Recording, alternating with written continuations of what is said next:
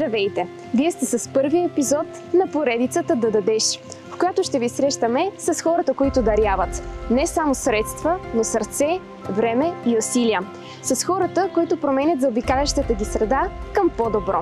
Започваме от град Видин, градът до реката. Но преди да ви представим днешните герои, ще се обърнем назад към миналото и към онези личности, които са давали без да търсят признание. Защото добротата не остарява. Тя живее вечно, когато се говори за нея.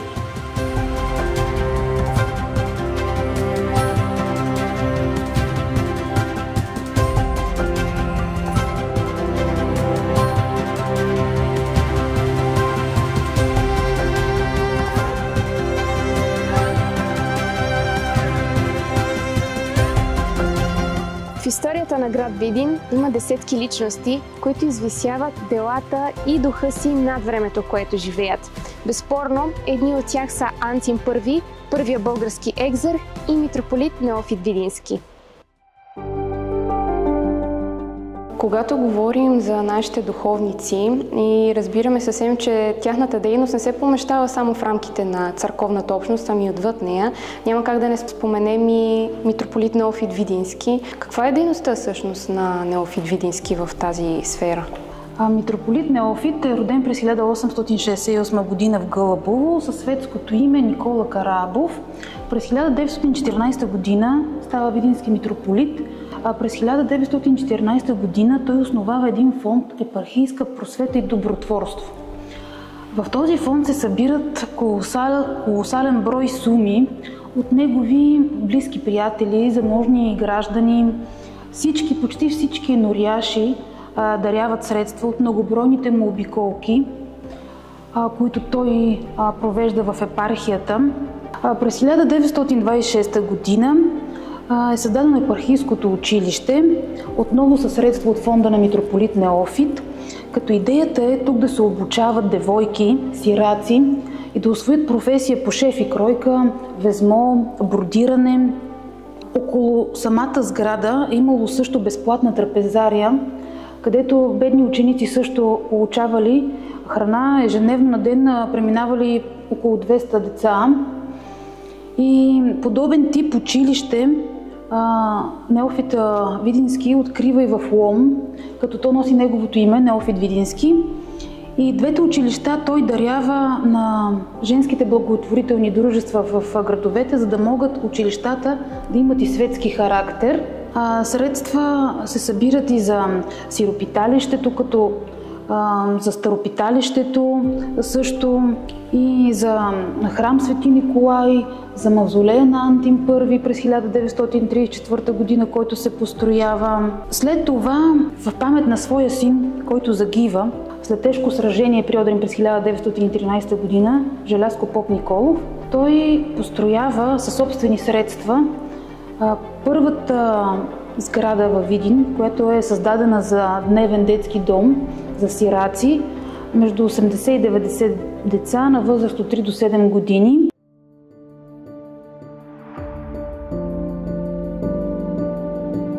Екзарх Антим I е един голям дарител за град Видин, филантроп, духовник, един достоен гражданин. Той дарява средства за построяването на храм Свети Димитър Солунски, като е на първо място в списъка на дарителите. Също завещава свои много ценни лични вещи, средства, завещава мястото за една специална сграда за девическо класно училище. Той умира през 1888 година, но през 1891 година сградата е осветена и приема вече своите първи ученички. А вече през 1898 година по инициатива на учителите сградата носи неговото име в знак на почит и признателност, на благодарност. И вече през 1907 година училището се превръща в гимназия. В знак на благодарност признателните видинчани изграждат мавзолей и паметник на Антим I. През 1934 година е открит мавзолея, където почиват тленните му останки. Такъв подобен мавзолей има само на княз Александър Батенберг в София. Екзарх Антим I дарява средства, материални, а и доста книги за читалище Цвят. Като читалище Цвят, интересно е за него, че като институция възниква още през 1870 година в църковния двор на храм Свети Димитър и се състояло от 3 стаи – библиотека, читалня и за събирания. И вече 1926-1927 започва строежа на новата сграда.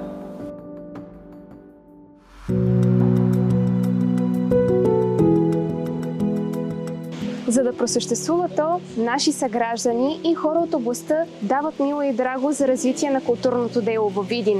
Един от тях е Стоян Задгорски, най-щедрият дарител на читалище Цвят. Стоян Задгорски е известен видински гражданин от времето на основаване на нашето читалище. Той е аптекар, който е развивал много богата фармацевтична дейност в нашия град и е един от големите дарители на читалище Цвят от времето на основаването на тази организация, така че много известна фигура. В документалните архиви се съдържат данни за неговите дарения, които са възлизали на повече от 100 000 златни лева, което за времето си 1870, 71 и 2 година е било една огромна сума. Давали са за дейност и за започване на това ново начало, което са поставили през 1870 година видинските граждани. Знаем, че 1870 година все още сме в османската държава, тогава условията са били по-тежки, но въпреки това имало будни млади хора, които завръщайки се от обучение в чужбина, грамотни, просветени, решават да дадат своя принос за ограмотяване и просвещение на другите свои съграждани. И така, дарителството като една основна характеристика на народните читалища по това време, наистина във Видин се изявява много активно. Даряват се книги, даряват се абонаменти за вестници, дарява се обзавеждане, библиотечни шкафове и други пособия, които са били необходими. Така че дарителството наистина е било много силно разпространено. Смея да кажа, че това е една изконна българска черта. Този, който има повече, да даде така благотворително за едно наистина полезно дело и по този начин да остави следа и неговото име да се помни в годините назад. Ежедневно се случват какви или не случки в национален и световен план, които може би малко или много ни откъсват едни от други, но всъщност ето такива моменти е точното време да си дадем равносметка, че и преди повече от 100 години имало трудни моменти, но хората са успявали да се обединят и да осъзнаят важността от това да създадат едно средище, в което да бъдат заедно. Защото изкуството, танците, музиката, знанието, книгите, това са нещата, които ни обединяват. Нещата, които ни разединяват, всъщност са извън тази институция. Така че много се надявам с този разговор да помогнем на хората да осъзнаят важността от тези неща и че всъщност това е начинът да направим нашето ежедневие по-цветно, по-приятно, далече от лоши и негативен информационен поток.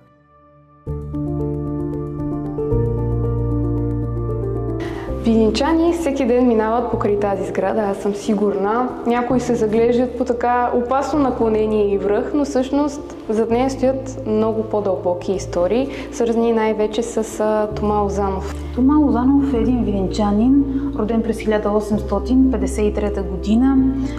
Той е църковен настоятел, училищен настоятел, един голям филантроп за Видин, индустриалец, предприемач, заедно със съдружника си, са съсобственици на спиртоварна Птин, парна мелница, барутна фабрика.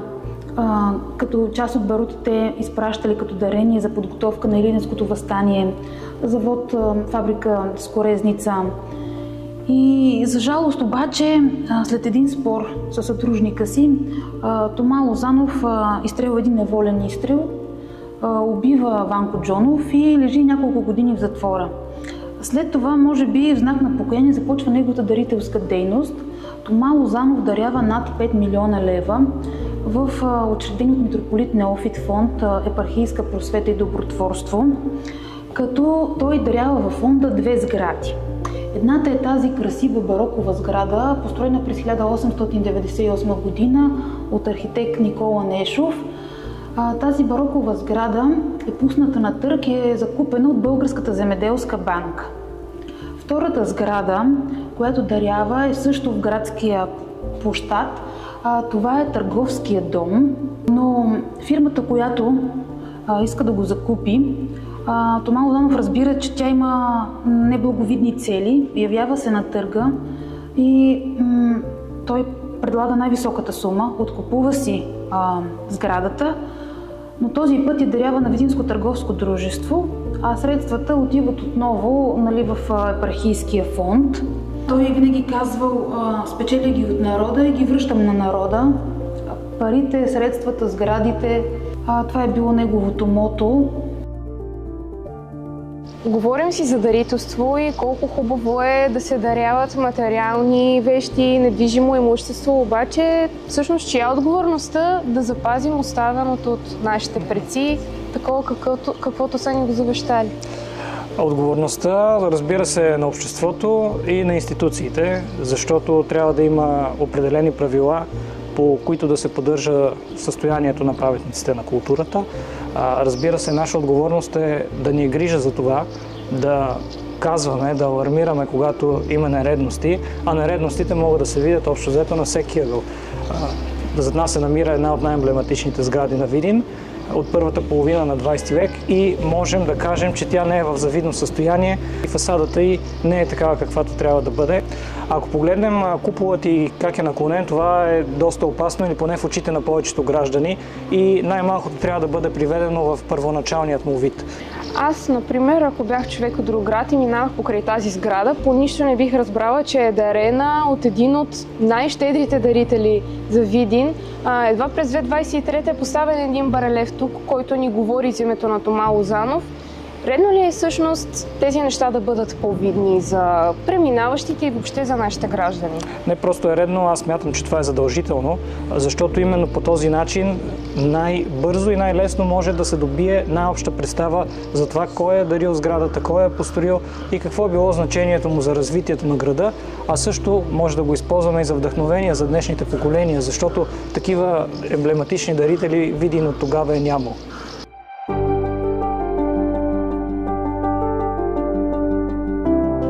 Надяваме се от тази наша разходка да се запомнили не само исторически факти, ами че трудни времена е имало и ще продължава да има.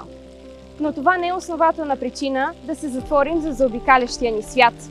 Нека бъдем мъдри и добри стопани на завещаното от нашите предци, но най-вече да продължим тяхното дарителско и добротворческо дело. Бъдете с нас и в следващите ни епизоди. До скоро!